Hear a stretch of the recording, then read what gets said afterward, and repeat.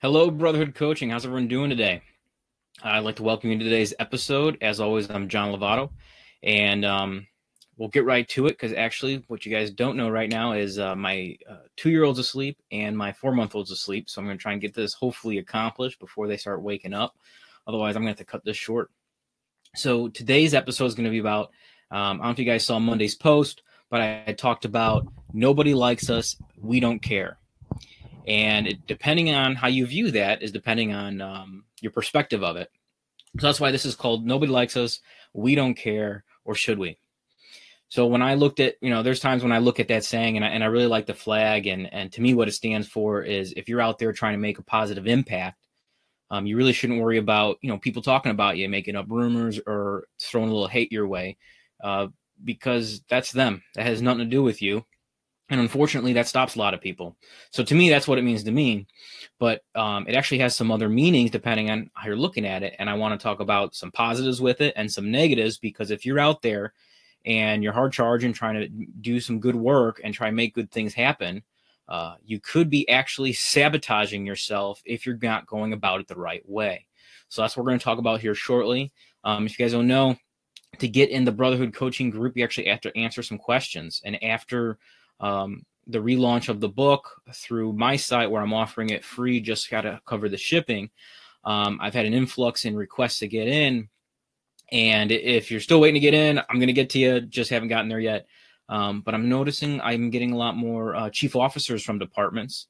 And some of the inquiries that they're having is they've got some motivated company officers or motivated firefighters, and the people are actually ostracizing themselves because of the way they're going about things. So between a conversation I had the other day with a good friend and seeing some of these questions, I figured let's dive a little deeper into what this nobody likes us and we don't care little saying is. So, with everything else, let's start on the positive though, right? So how is this positive? I kind of touched on it briefly.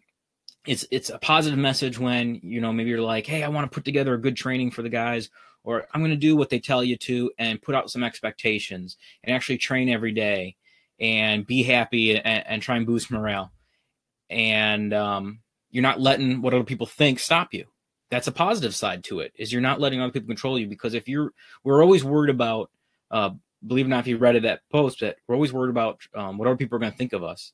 So you have to pick the right people.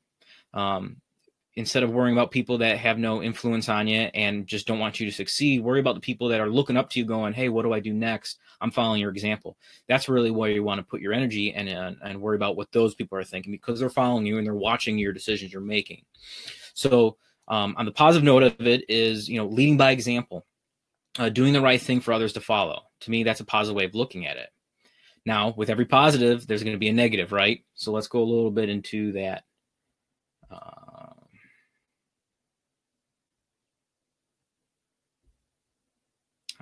There we go. All right, so a negative. I got a little notes written down here so I can stay on track with it. Otherwise, I'll ramble on a tangent like you wouldn't believe.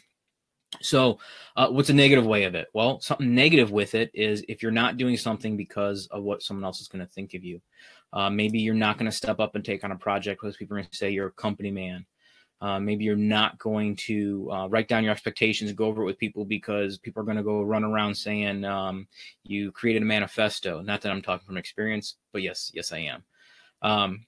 When you put yourself out there, people are going to find ways to throw little rocks at you. And you have to be willing to not let that stop you, because if you know it's right, you got to do it, right? So something negative is not doing the right thing because what other people might say.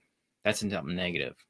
But you know what? There's also another area that's unfortunately negative with it that is affecting some of the hard chargers these days, and that's an arrogant attitude about being into the job. It's good to be into the job, but just because someone isn't doesn't mean they're a lesser firefighter than you. If that's what you're portraying, you are annexing them away from everything.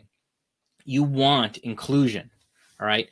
If you're being arrogant about it or creating a selective group and not letting anyone else in, or you haven't been here long enough to be in our little group, that's not good practice. I really don't think you're going to get what you're trying to accomplish if you're always not letting people in, being in a selective group, instead of going, hey, you know what? You want to be better.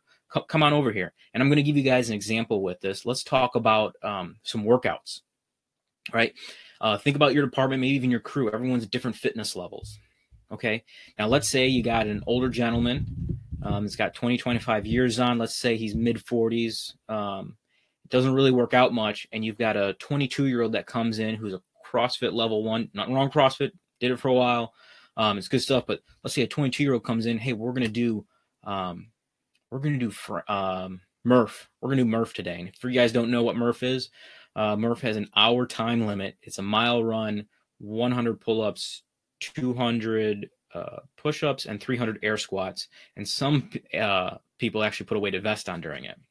So if you go hard charging and you put that workout together, what's going to happen to that guy that really doesn't work out much is kind of let himself go, but he's on the fence. He wants to get better, but that's what you throw at him.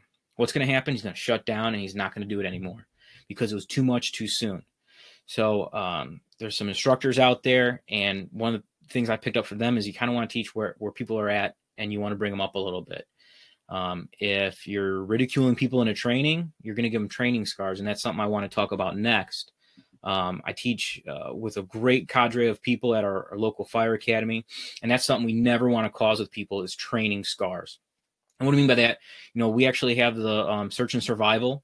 So one of the end evolutions for it is survival course, and they have to go around some crazy obstacles, stuff you're never going to experience on the job. However, it's designed to stress you out and to see how you're going to respond. And we had an incident just last week, and one of the recruits started breaking down and just going in circles and getting very confused. And the lead instructor goes, hey, go calm them down. And we talk about where their heart rate's at in the classroom session beforehand. So go over there, I calm them down, I reassure them you're safe, everything's going to be fine, and that you can do this. So what we do is we try to bring their, heart rates up here, and they're not really able to concentrate or focus on anything. When we bring them back down and calm them down, they take some deep breaths, and they know, hey, they're going to be okay, and they finish the drill, because that's the point. We want them to finish it so they gain the confidence. And this recruit came up to me later. I had no idea he knew who I was because he's blacked out. I just talked to him during it, and then afterwards he came up and he thanked me. He said, hey, thank you very much. I really appreciate you helping me with that. And guess what? That's why we're here. We're here to help other people. So you want to prevent training scars. So if you're looking to ridicule people or put them down, that's what you're creating, training scars, and you're creating people that aren't going to buy into what you're doing. It's not this agency doesn't want to do what I'm doing or this crew doesn't want to. It's getting that buy-in, and it's hard. But if you're going full blast and kind of saying, well, if you don't do this, you suck. And, what's that kind of being like? Some might say maybe being a bully. And that's a complete opposite of what we want to be doing out there. We want to be building people. We want to be attracting them. Hey, come on over. It's cool to be in the job.